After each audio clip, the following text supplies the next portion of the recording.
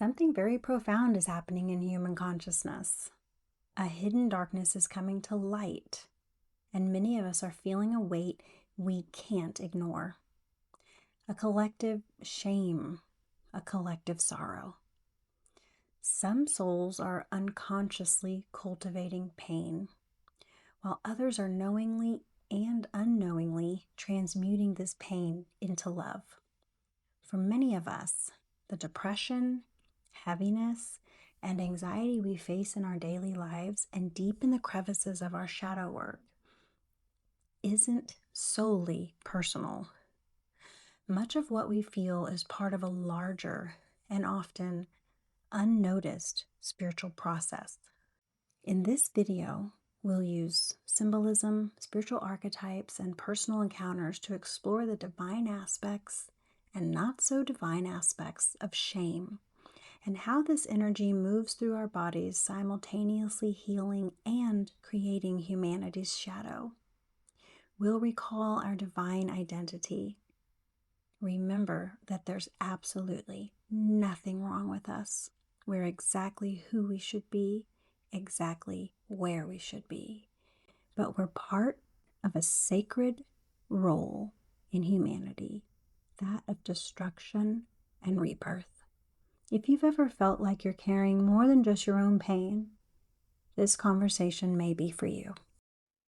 Right now in our world, there are some very big things happening around shame. So, of course, we have the Epstein files, this big disclosure going on right now, and we're realizing that collectively, there is an evil that many of us never wanted to accept was true and is beyond the imagination of many of us, which is good. However, it is still a part of all of us.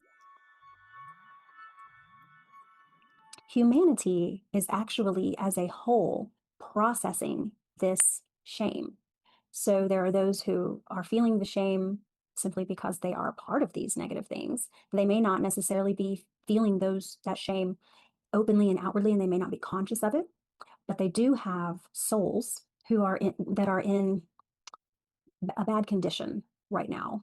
The people who resonate, the people who are in agreement with the evil that has been going on, those people's souls are in a state of turmoil and suffering, very deep suffering.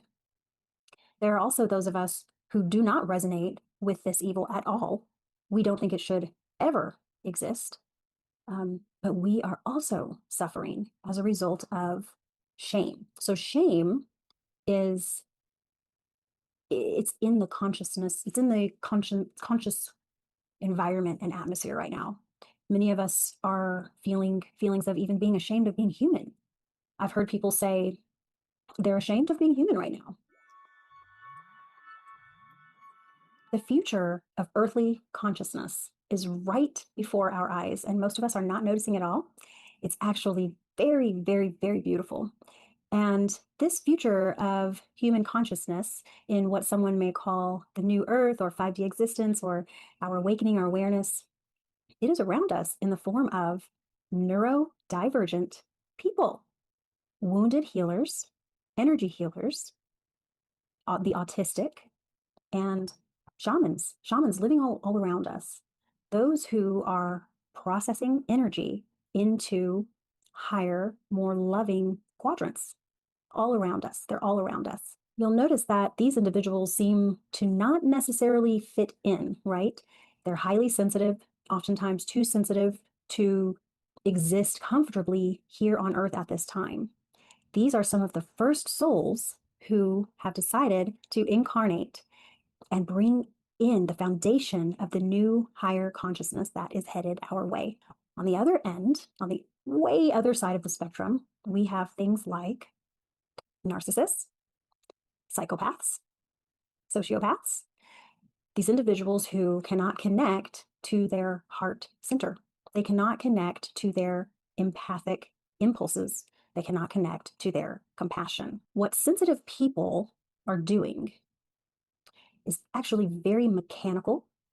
It is a process that is taking place right now. Highly sensitive people including all the way up to the Holy Spirit itself, are processing, including the earth, thank you, are processing the lower energies of shame and guilt through our beings, through our spiritual bodies, up through our lower chakras. We almost have not a choice in doing this. We're doing it simply because we are here and because we exist and because we live in love.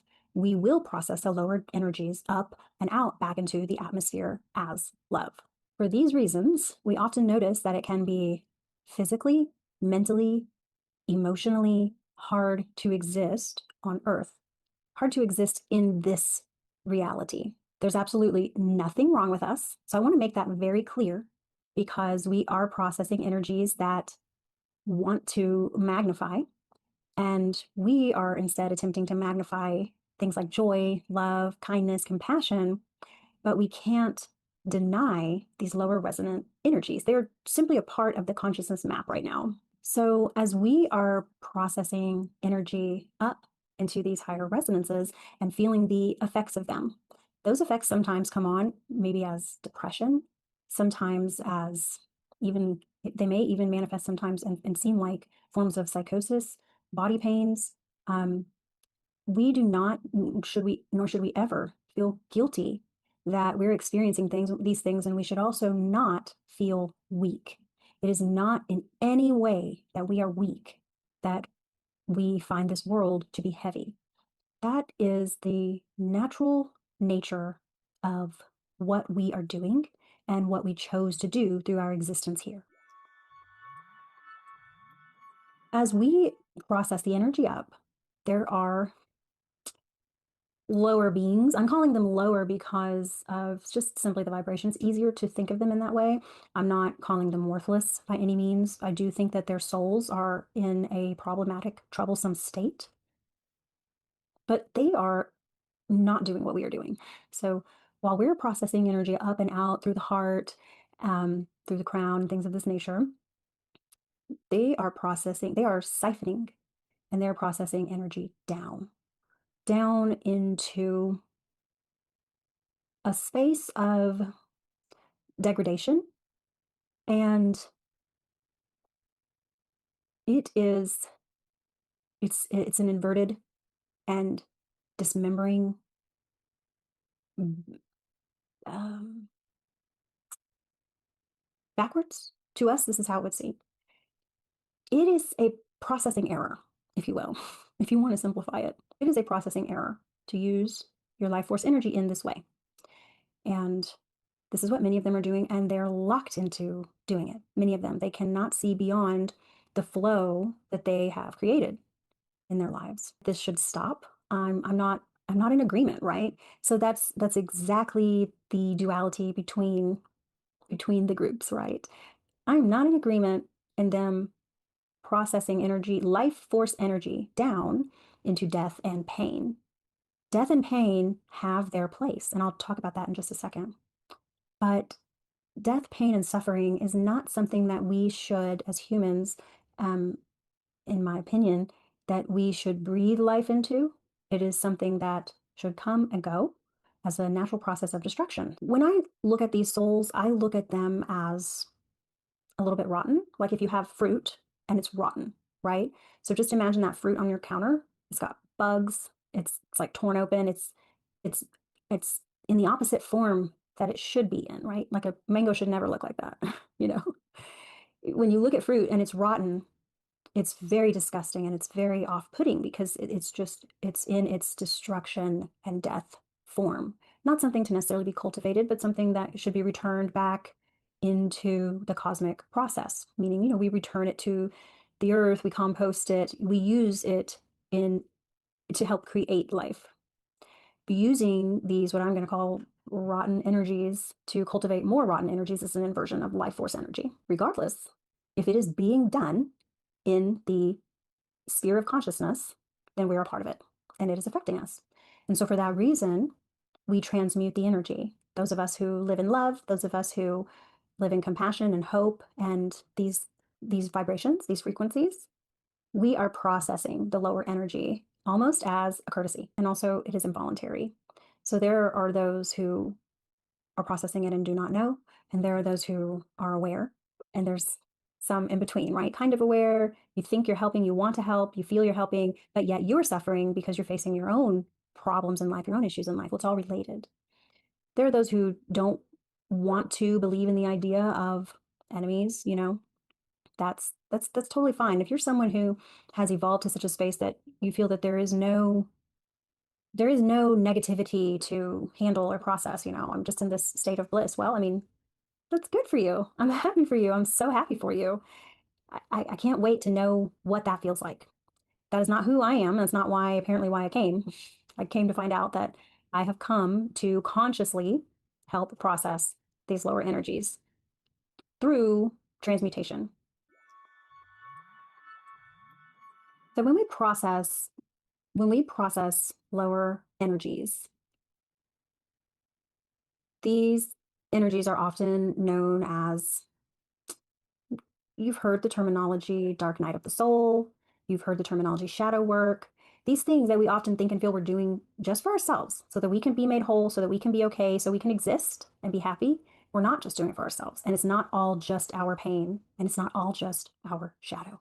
It is a collective pain and a collective shadow that we're helping to process. So we have an energy body, and I'll link some episodes down below as soon as they're complete and out of editing. But we have an energy body that has lower chakras, and these lower chakras down in the root area process what some may call black hole sun energy. Shout out to Jeannie Dot, he just touched on this, but this black hole sun energy is this rebirth, destruction, transformation, intensely transformative energy that we tap into and process, and it's considered a sacred work to do so. When spiritual people process these dark energies, we're processing them for destruction of the ego, we're processing them for enlightenment. Before enlightenment to come, what we often need is a time of darkness. So we do feel a little bit of this. We find some of this. I can give you the most simple examples. I mean, this concept shows up everywhere in life. This concept of when we go deep down into the womb of darkness, it can be accessed as a hidden source of power. The seed is the greatest example of this. It goes down deep into the earth, deep into the darkness of darkness, cold, wet earth, and the seed breaks open. It sheds its skin. New life is born, and it finds its way up out of the darkness and into the face of the sun. So that's essentially what we are all doing every day, all of the time, when we've chosen to be processors of love and light. We're all here, those of us who have chosen that path, as processors of love and light. But simply because shame exists, because pain and suffering exists, we will process it while this earth exists until the new consciousness has completely evolved into reality. And that's going to take some time. It's really going to take some time. It's going to be so beautiful. And hopefully we can all reap the reward one day of getting to be a part of that because we've been a part of this. Um, just a little something to dream for. So let's get back to this concept of shame for not being perfect. So when you look at shame, so we think of the state of the souls of those who are currently doing the worst, those who have been doing the worst. We hear these terrible, terrible stories about what they have been doing. The state of their soul, as I described, is sort of a rottenness, and it needs to be revived in love. The way for it to be revived in love is for it to face the shame of the pain that it's caused. Um, right now, those souls are in complete and utter forgetfulness. They do not remember what love is like, what it feels like. They are not right now capable, perhaps, of taking in true love because they do not believe that they deserve it at all. Even on the soul level, they need complete healing. And they can't get past the truth of the pain that they've caused in order to step into healing. So this would be the shadow work, right? So then instead we process shame for them. And as we process, because their shame is not being processed correctly, we tend to process it for them. But when we process it for them, it goes through a different channel. It goes through the heart. and it goes through the upper chakras. And when it goes through the heart and through the upper chakras where they don't tend to access, we process this shame and these terrible acts that are not even our own, but are in our consciousness atmosphere. We process them through the darkness, through our own being. Again, we do this both knowingly and not knowingly, right? Some of us are depressed and sad because we're processing our environmental energy more so than even our own. And we don't realize that we're doing it. And as we're doing it, and we're feeling at times sorrow for the world that we live in, a lot of times those energies are being siphoned by the others. I'm going to call them the others, the rotten fruit on the counter.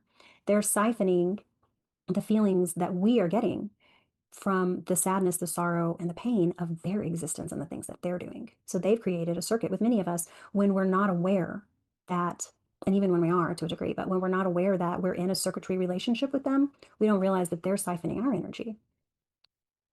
For this reason, for the simple reason that this pain and this suffering exists, our heart or our divine shard has a wound. It has a little bit of a wound as it exists in us.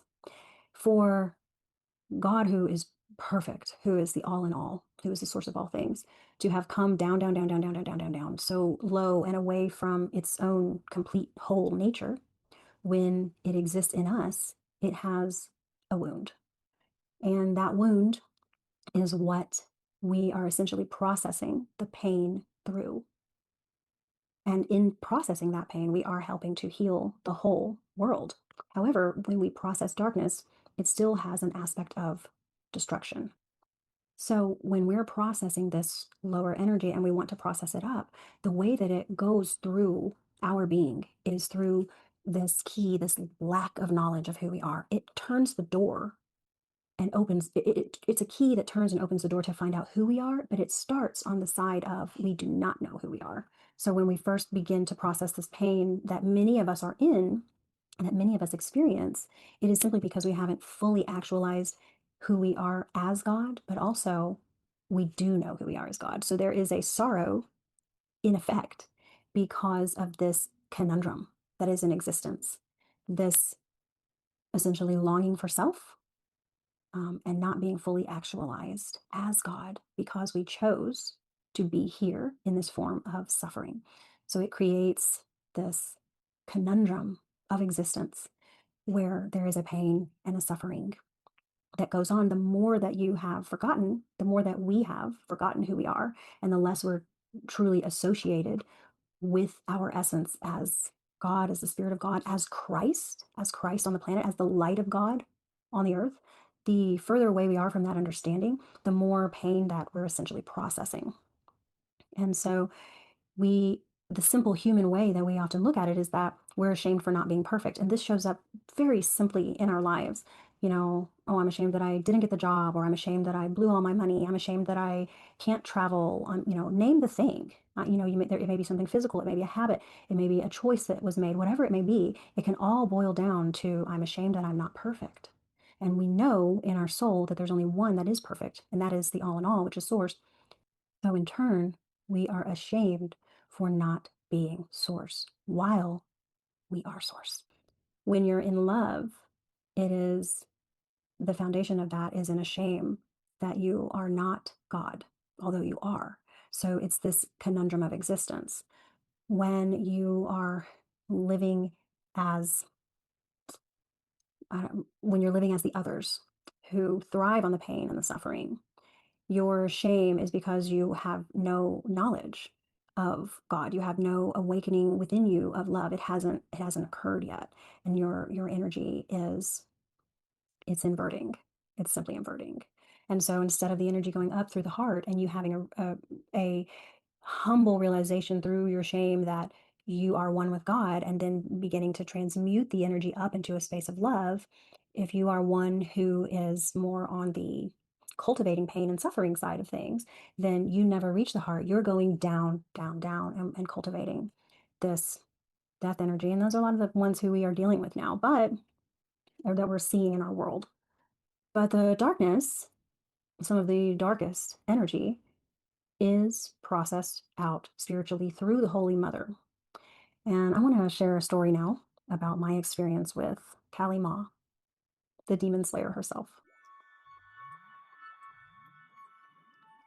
So, Kali Maa is an aspect of God that is personified in humanism. She represents time, change, she represents creation, and she represents destruction.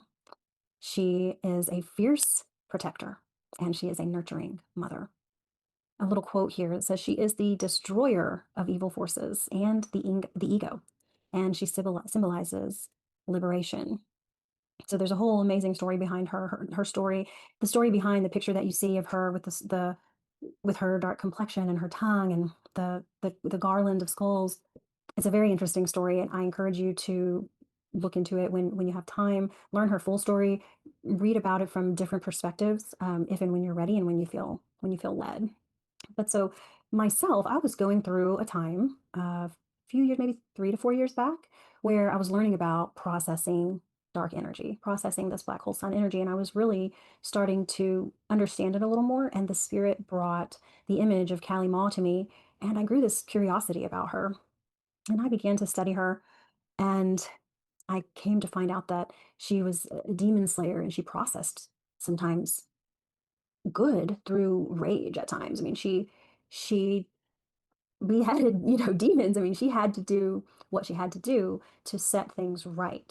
And I never knew that when I'm processing my own dark energy, there is a holy and sacred aspect through rebirth that comes after that destructiveness. Um, and when I learned about her, I was so touched to learn about her. I looked over my own life and I really began to forgive myself because that is something that happens again in the heart center.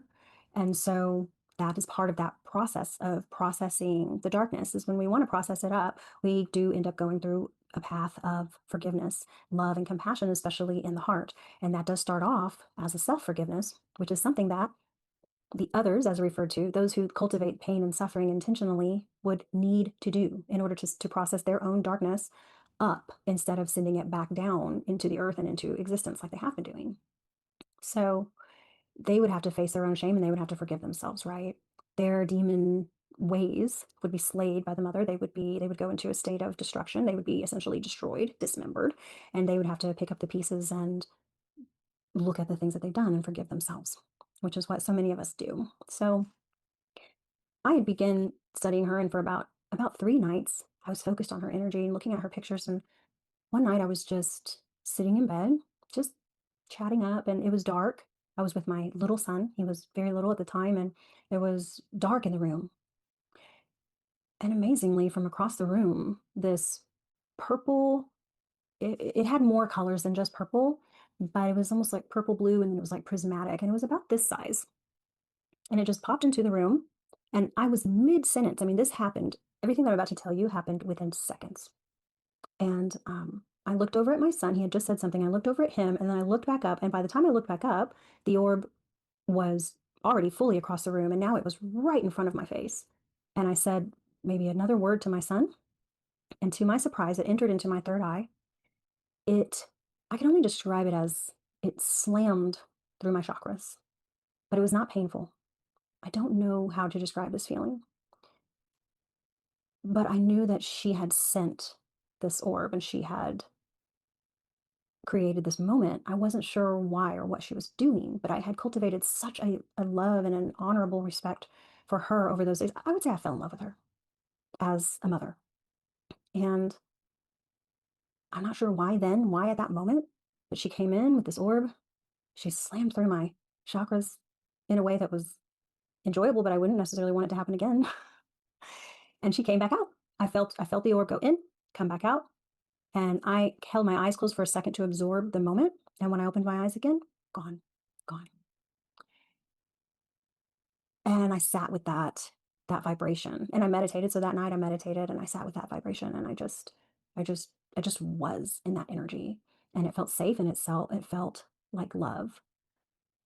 And, of course, later on the questions come, was that okay? Was that okay?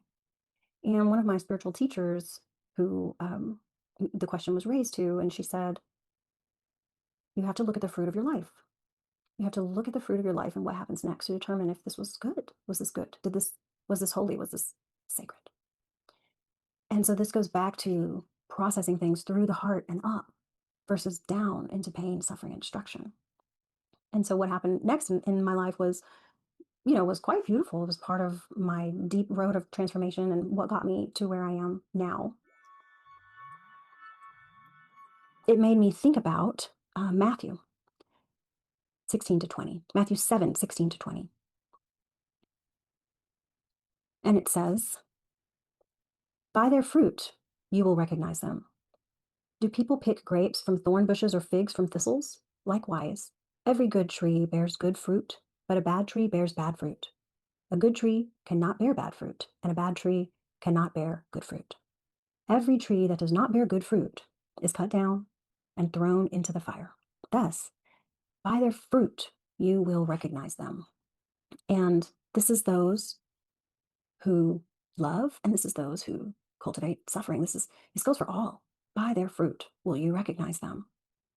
And so if we are wondering if we are part of the solution, if we are processing the energies up, if we are part of the healing of humanity and the future of consciousness, then all we have to do is ask ourselves, is this love? Am I surrounded by love? Am I creating and cultivating love? And as we've discussed, love is accompanied by the spirit of peace, right? So love is the unconditional acceptance and compassion of God and of the mother. And peace is union with the spirit, the essence of God. And so there is absolutely nothing wrong with us. Though we may suffer, though we may have our ups and downs in daily life, maybe sometimes we feel ill, or maybe sometimes our bodies are in pain, we're not perfect. We have not actualized as God, but we have love. And for that reason, we can rest in love and we can be at peace. So as we take on this concept of shame around imperfection, we can be at peace in knowing that this is simply the shadow aspect of our eternal knowledge of ourselves as God, both in knowing and in a lack of knowing. It is a knowledge that we cannot separate from. And that is whether or not we've actualized as God in human form, or if we haven't, or if we have no idea of this reality. This is still a concept that we cannot get away from at this time. But that doesn't mean that we cannot overcome shame. We can absolutely overcome shame. We can rest in the peace of the mother who processes the dark energies for the purpose of rebuilding. She's a faithful demon slayer. She is faithful in her rebirth that she gives and brings to all of us. And we have absolutely nothing to worry about. It's not through an act of our own. Remember that even our imperfections are not all our own. We're processing and living in this great cosmic ocean of togetherness. And what we do and how we love matters and makes a difference and an impact. And when we're having harder days and we don't know what to do, we can just be in love. I am. I can simply just exist in peace and in knowing that I am. I know that not everyone will relate and resonate to this concept, and it is okay. And like I said before, I am so happy for you if you don't relate at all. That's I'm very happy for you. If you're listening and you're like, well, yeah, that's old stuff. Like I don't deal with that anymore. That is wonderful, and I'm so happy for you. And if you've listened to this far and you're like, I have no idea what you're talking about, that's amazing that you listened to this far, and I'm glad that you did. Um, I'm happy for you, especially if you're free from this uncomfortable reminder that we are God creating this reality. And some of the harder things to process here are just simply a part of our wounded divine shard within our hearts that we express the best way we know how. We agreed to be here. We agreed to live these lives together in this imperfect world. And we agreed to be imperfect beings. And the greatest thing that we can do is love each other and ourselves. Talk to you soon.